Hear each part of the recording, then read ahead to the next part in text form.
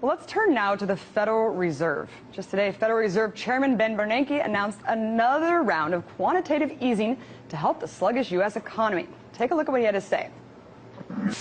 Accordingly, the FOMC decided today on new actions, electing to expand its purchases of securities and extend its forward guidance regarding the federal funds rate. The committee will closely monitor incoming information on economic and financial developments in coming months. And if we do not see substantial improvement in the outlook for the labor market, we will continue the MBS purchase program, undertake additional asset purchases, and employ our policy tools as appropriate until we do. Interesting. Well, to help us figure out what he just said and what it all means, joining me now is the host of Capital Account right here on RT, Lauren Lister. Hi, Hello. Abby. Nice to be on your show. Thank you so much. Fun. Congratulations. Thank you. Okay, so I think when a lot of people look at the Federal Reserve, they don't understand that it's actually a private bank.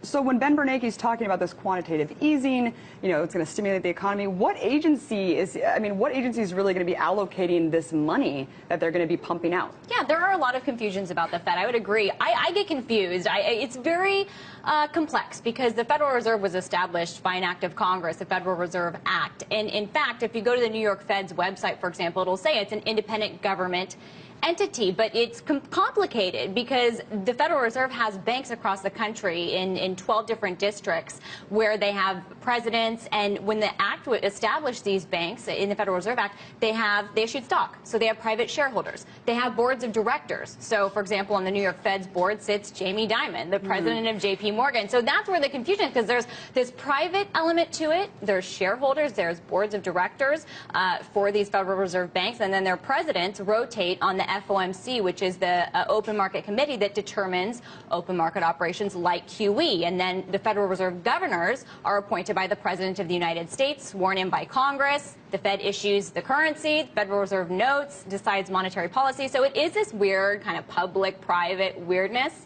As far as who controls monetary policy, the Federal Reserve does. So they will, they announced QE. That means that they will go buy mortgage-backed securities in this case on the open market. And who decides where that money goes that they're exchanging those for? Because the mortgage-backed securities go on the Fed's balance sheet. The Fed exchanges that for money, which it prints. So this is a fancy way of saying printing money. Where that money goes, nobody knows, because it's up to the banking system and the financial markets where it goes, and it can go in different places. It can go in stocks, it can go in commodities. The theory behind QE and printing money is supposed to expand credit, get it out to the real economy, to people, but I mean, we've seen a few rounds of it, and we know credit conditions in this country. But third time's a charm, Lauren. I mean, this is... Yeah, if it didn't work the first time or the second time, maybe if you keep trying, you'll get unemployment below 8% like you want it. Let's hope. But I mean, seriously, he's talking about helping the economy. Yeah, the economy is in a really poor state right now, but how is printing money backed by, essentially nothing, is that not going to debase the currency even more and essentially, I mean, put the economy in a worse state than it is? You're asking all the right questions, because you should care that your currency is being debased. Yes, when you print money, when you put more out there into the market, that is inflationary. That debases the currency. That affects your purchasing power. That affects your ability to save when interest rates are so low. You can't get anything for your money, and the prices that you pay for things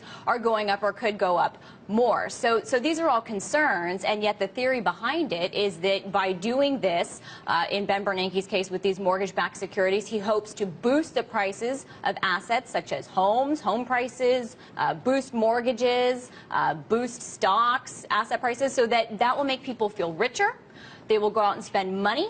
That will fuel demand, that will increase growth, and people will hire more people if the economy is growing better. But this gets to a really key discussion, which is whether the job problems in the United States are cyclical, which is a fancy way of saying if the economy improves, there will be more jobs created with that improvement, or if they're structural, meaning, Abby, I worked in construction, and construction's not coming back, so I need to retrain for something else, and I'm not properly qualified for the jobs that are available or coming available, which is a totally different issue, and no amount of money printing can solve that. And so but at the same time, that Fed's balance sheet is going to be that much bigger, to the tune of haven't we? Yeah, we've seen time and time again that